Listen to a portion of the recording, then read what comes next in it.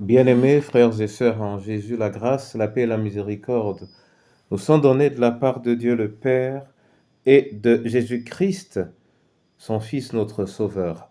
Amen. Pour notre méditation de ce jour, lisons dans le livre de Deutéronome au chapitre 18, les versets 18 à 20.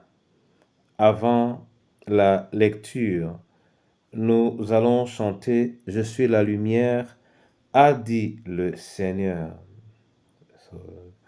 Je suis la lumière, a dit le Seigneur.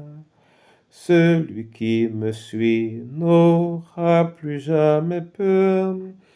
Le monde est plein d'ombre, brillons, brillons bien. Toi dans ton coin sombre et moi dans le mien. Si la pure flamme parfois baisse un peu, veillons sur notre âme, ravivons le feu. Le monde est plein d'ombre, brillons, brillons bien. Toi dans ton coin sombre et moi dans le mien. Quand le jour se voile au clair firmament, la plus humble étoile brille doucement. Le monde est plein d'ombre, brillons, brillons bien. Toi dans ton coin sombre et moi dans le mien. Voilà, Seigneur, avec quoi nous ouvrons nos âmes en ta présence. Par ton esprit, arrose nos cœurs et permets que nous saisissions ta parole pour ta gloire en Jésus-Christ, notre Sauveur. Amen. Deutéronome, chapitre 18, versets 18 à 20. Là, il est écrit « Je leur susciterai du milieu de leurs frères un prophète comme toi. Je mettrai mes paroles dans sa bouche, et il leur dira tout ce que je lui commanderai. Et si quelqu'un n'écoute pas mes paroles qu'il dira à mon nom, c'est moi qui lui en demanderai compte.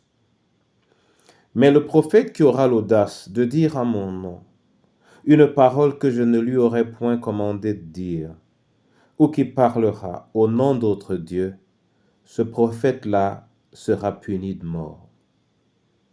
Amen. Mon frère et ma sœur, le verset que nous venons de lire, les versets que nous venons de lire, nous parlent des messagers du Seigneur dont le rôle de transmettre la parole de Dieu.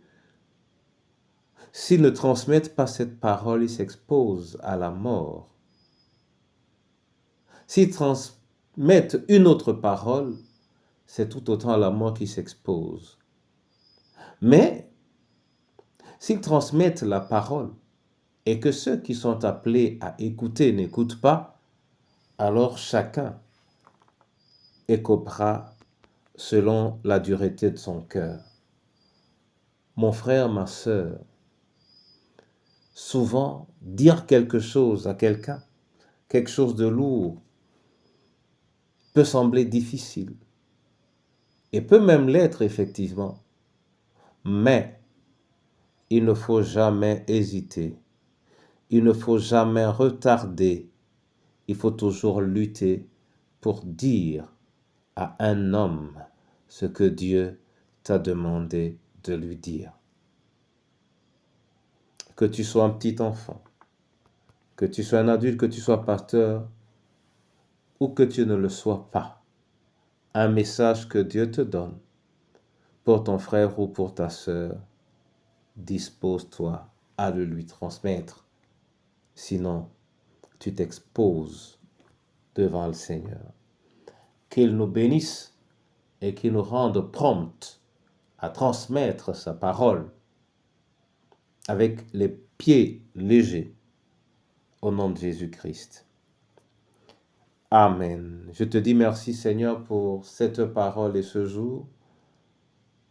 Et nous nous remettons à ta sagesse et à ton autorité afin que tu multiplies toi-même les paroles pour ton peuple, mais surtout que ceux qui reçoivent des paroles pour les frères et les sœurs, les prophètes que tu établis de manière permanente ou circonstancielle, soient également prompts à dire ce qu'ils ont à dire. Je veux te prier pour eux, particulièrement cette saison, afin qu'ils ne soient pas la source de la déchéance du peuple, qu'ils ne jouent pas avec des mots, qu'ils ne caressent pas au sens du poil, mais qu'ils soient effectivement ce que tu annonces. Oui, car ton peuple a soif et faim de toi. Le veuf, la veuve et l'orphelin s'y attendent, comme le malade et le prisonnier. Nous nous y attendons, abandonnés que parfois nous nous croyons, esselés, dominés, rejetés. Oui, nous le souhaitons également pour nos familles. Parle, et que ceux qui ont à transmettre ta parole la transmettent. Nous voulons te prier pour notre pays. Oui, Seigneur, il a besoin de toi. Nous te prions également pour ton Église, celle-là même qui doit marcher dans la sanctification, mais qui doit surtout, et en particulier à l'image de cette parole, dire et redire ce que tu dis pour nous aujourd'hui. Fortifie-la et glorifie-toi en elle, en Jésus notre Sauveur. Amen.